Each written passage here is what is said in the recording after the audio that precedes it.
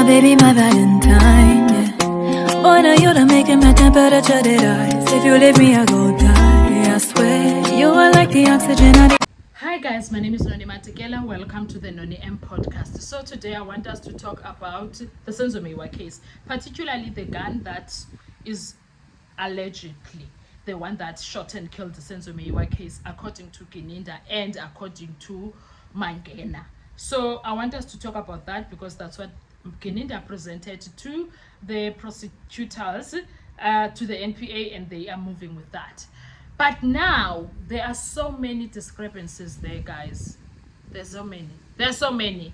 But before we get into doing that, guys, please make sure you do not forget to like, to share, to comment, and most importantly, please make sure you are subscribed on the channel. Please make sure you are watching the videos up until the end and you are watching the ads that are coming through. When you are doing that, you are supporting this channel financially and in numbers, and I thank you so very much for all of that.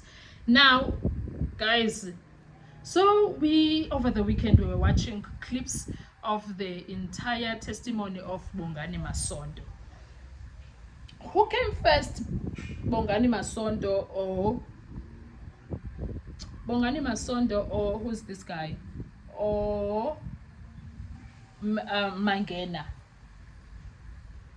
I have a serious concern, yes, guys, because Bongani Masondo was very clear. But yes, I arrested accused number 3 and I found the gun in where he lived in 2015 February the 9th, and that gun was found to be linked with a case that happened in Alexander, and that was the only one. And then Umnisi asked a simple question: is the firearm that you find from accused number 3's possession linked with the Senzo Meyiwa case? He said no. If it did, I would have known and I would have dealt with it right then. So it has nothing to do with the crime. Then Umangena comes and said the same firearm, it has something to do with the firearm. And these people are all SEPs in Gauteng province. And this is the East Rand. Are we supposed to be worried as the country? This guy, Umasondo, they have their own, they have their own procedure that they followed, which it sounds like it's the one that is prescribed.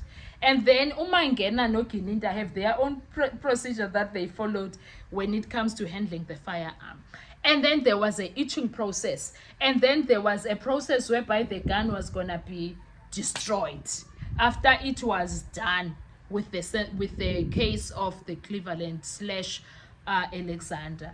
So if that firearm was found with other crimes, why was in the list of firearms? Why was it in the list of firearms that were on the way to being destroyed? Why was it there?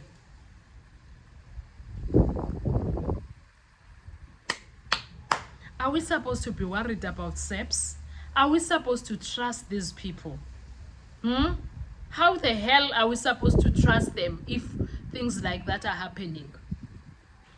And I remember Umangena came and read a report and excluded the Senzo Meyiwa case, which was number 1 on the list of the cases that he was supposed to read, that the gun was tested against. And then Umnisi was like, but here is that same page who accused number 1 got it from Abo Masondo, who arrested him, showing him that his firearm was not found linking against these other crimes, but this one, which was the Alexander case. Yet Ukininda is adamant, no Mangena, that the firearm is still the same. Guys, wasn't there supposed to be something that is done by NPA when it comes to that, in that case?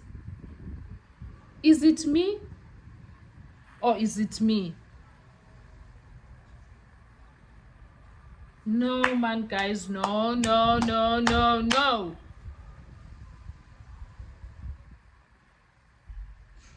No, guys, no. Something is very wrong. Something is very wrong. Was it NPA supposed to say, let's put a pause and let's deal with it, whatever way that needs to be dealt with? Something is very wrong with that when it comes to the firearm. If it's not the one, and mind you, why am I forgetting that? They are busy, Gininda is busy trying to make sure that it's the firearm, and there was evidence that was brought by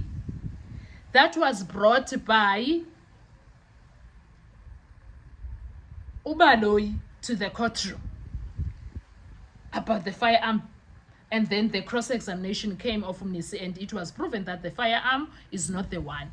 And then Gininda himself, the entire time initially he was talking about a revolver. The people inside the house spoke of a revolver. When they were doing the drawings of the so-called intruders, they spoke of a revolver. Jiggy, now they want to speak about a 9mm. Guys,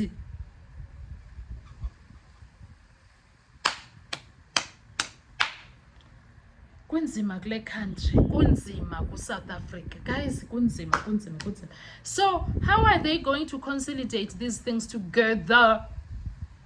What was this? Sure.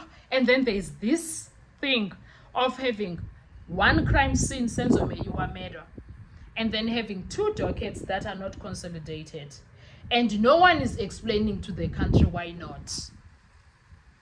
Because they were supposed to be consolidated, and we have all the 5, 6, 7 people that were inside the house with Senzo, and they are accused together in the dock. But no! Why? No one is giving us the why it was not consolidated. Do you see this country? Young stressor. Young stressor, country yethu, guys. Young stressor. This country is very much stressing. I'm mad.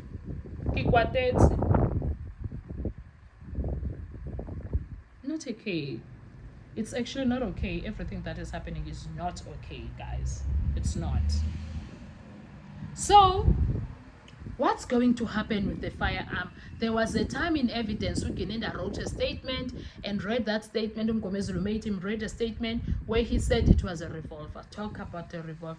Jiggy, he was reading other statements. Jiggy, he comes now and talks about, he no longer touches the revolver thing, Gininda. He's here now on the 9mm the entire time. Anyway, I'll see you on our next video, guys. Thank you so much. Enjoy your day. Please make sure that you don't forget to like, to share, to comment. I'll see you. Survive, I'll be on.